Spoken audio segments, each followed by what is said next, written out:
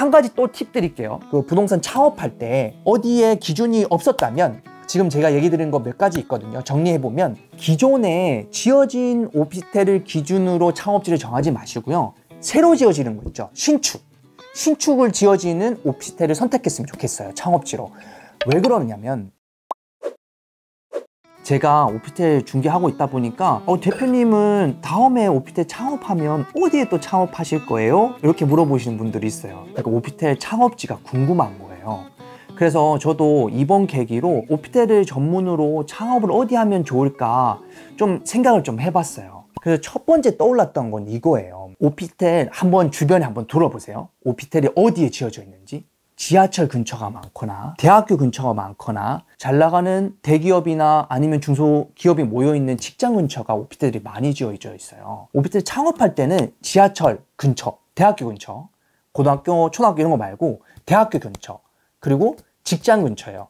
조금 더 예를 들어보면 방송국이 있는 근처라든지 아니면 여의도 이제 증권가나 금융가가 있는 이런 직장군이 있는 근처에 오피스텔 창업지를 일단 정했으면 좋겠어요. 그리고 두 번째는 기존에 지어진 오피스텔을 기준으로 창업지를 정하지 마시고요. 새로 지어지는 거 있죠. 신축을 지어지는 오피스텔을 선택했으면 좋겠어요. 창업지로. 왜 그러냐면 기존에 꼭 오피스텔 있는 데 들어가서 뭔가 노력을 하고 에너지를 쏟고 광고를 하는 것보다도 신축 오피스텔을 선택해서 들어가면 일단 신축에 있는 오피스텔들이 전세든 월세든 매매든 한꺼번에 시장이 다 나오기 때문에 거기서 내가 배우거나 공부했던 그걸 토대로 계약을 이루어낼 수 있어요. 기존보다는 신축 오피스텔을 선택하시는 게 훨씬 더 나으실 거예요. 신축 오피스텔을 선택했다 하더라도 그 오피스텔이 한 200세대 뿐이 안 돼요. 그리고 주변에 오피스텔 하나도 없어. 이런 거는 추천 안 드리고 싶어요. 내가 선택했던 신축 오피스텔 포함 그 주변에 더해서 한 2000세대 정도? 2000세대가 좀 안 돼도 되지만 다 합쳐서 한 2000세대 내외 정도는 되는 곳에 창업을 했으면 좋겠고요.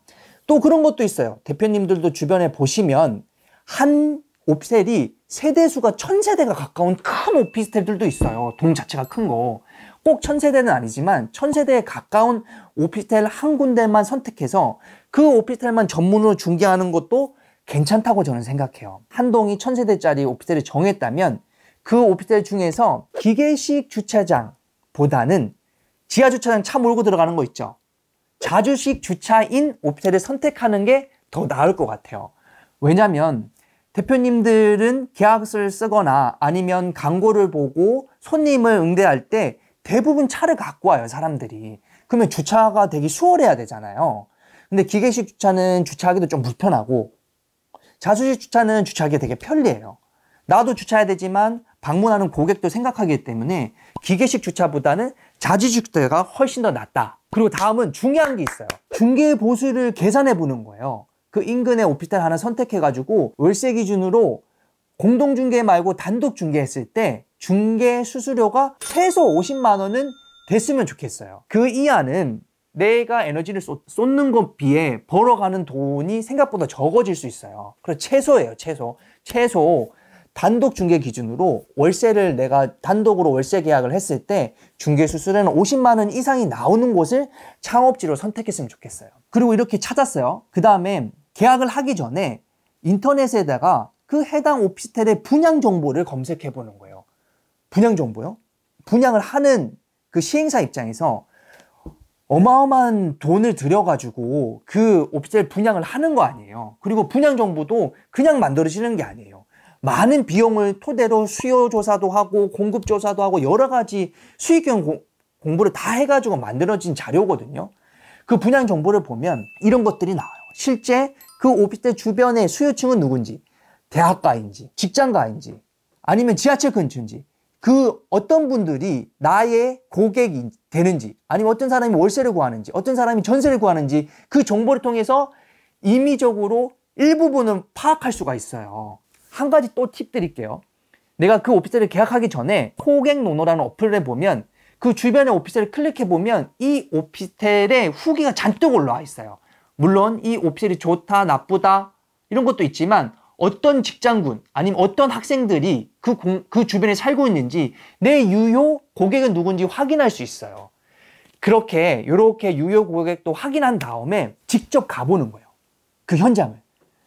부동산에 가볼 수는 없으니까, 부동산 가기 좀 불편하니까 당장은 평일도 가보고 주말에도 가보고 비 오는 날도 가보고 그냥 가만히 앉아 있는 거예요.